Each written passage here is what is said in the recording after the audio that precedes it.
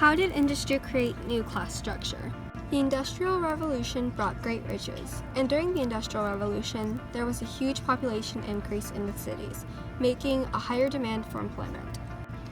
Wages rose so that the middle class had enough money left over after paying rent and buying groceries.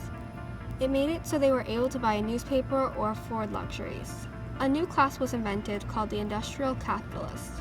During the Industrial Revolution, almost anyone could become rich and powerful, and almost anyone could change their class.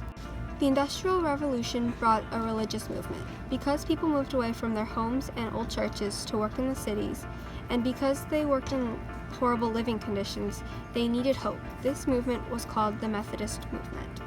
The working class put their children into Sunday school, where they learned how to read and write and get a basic education, which would one day help them have a better life. This movement also helped workers channel their anger from the revolution and focus it on the reforms. The middle class was made up of people who owned well-furnished houses, lived on paved streets, and owned expensive clothing. Most of the middle class invested in mines and shipping companies. Depending on the person's job, it changes their class structure. For example, a miner has a lower class structure versus those who own mines have a higher class structure. The poor working class mothers and their children had to work. Unlike the middle class, they had maidservants who looked after their children.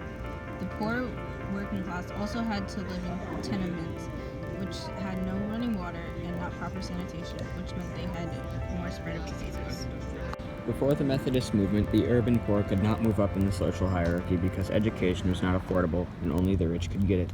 Another thing that contributes to the growth of the urban poor was the extreme deficit of jobs and the sprawling population.